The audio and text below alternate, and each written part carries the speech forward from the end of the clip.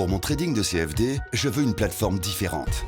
Des graphiques personnalisables, une exécution rapide, des spreads serrés, avec un acteur reconnu présent en France. Trader différemment avec CMC Markets.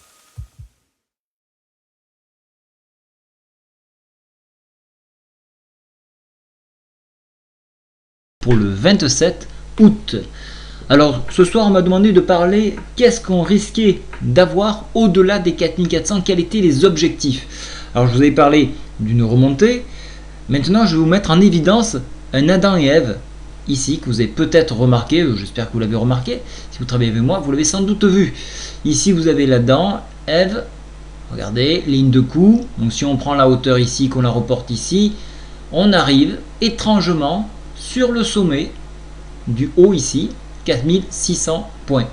Voilà, autour de 4600 points. C'est un objectif que l'on peut se fixer à moyen terme, donc on revenir sur les plus hauts ici. Alors qu'est-ce que c'est qui pourrait nous empêcher d'aller ici? Bien évidemment, alors déjà on est en T1, on sort de la Bollinger, mais elle va s'écarter cette Bollinger, vous voyez qu'elle s'est contractée. Et elle va avoir, après une période de contraction, on a un phénomène d'extension, donc la Bollinger va s'écarter. Donc pour ceux qui ne connaissent pas la Bollinger, c'est la partie en marron ici, donc elle va s'écarter et de façon à réintégrer les bougies dans les courbes de Bollinger. Alors les étapes suivantes sont bien évidemment 4425, ça c'est un point clé, on voit qu'il y a eu beaucoup de batailles sur ce niveau là. Et puis il y a très peu de résistance, on en voit une ici à 4497, donc la zone 4500 va être travaillée, premièrement parce que c'est un point qui a été travaillé de par le fait des bougies, mais également c'est un point psychologique, donc nécessairement les gens se positionnent sur des points ronds, des chiffres ronds, et du coup ça fait des barrages. Voilà, donc 4600 avec une extension, un horizon. Alors je vais dire, si je suis cette courbe là, ça peut aller assez vite, ça peut aller d'ici la fin du mois de septembre, on peut y être dans la mesure où on reste dans cette continuité là.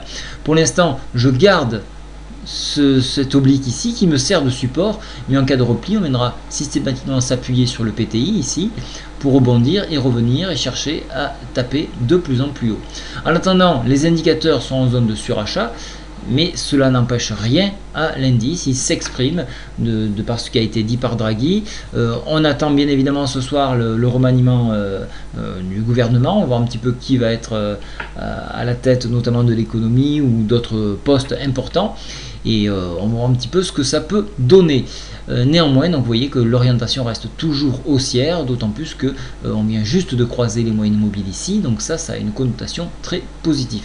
Donc surveillez cette ligne de coup là en dépassement, fixez-vous un repère à 4427. En cas d'échec de ce niveau là, on vient de s'appuyer sur la réintégration de la Bollinger ici à 4352 avec un appui obligatoire ici à 4338 pour ensuite repartir à la hausse. Mais attention, le PTI c'est le point le plus important. S'il venait être enfoncé, c'en est fini du scénario haussier, on pourra rejoindre cet oblique là. Je tracerai d'autres droites en hebdomadaire à la fin de la semaine pour donner quelques orientations, mais en attendant ayez ce repère là, le PTI, tant qu'il est préservé, on restera dans une continuité haussière. Voilà, je vous souhaite à tous une très bonne soirée. Pas d'informations particulières au niveau économique demain. Donc on se fie à la T et rien que la T. Bonne soirée à tous. Au revoir.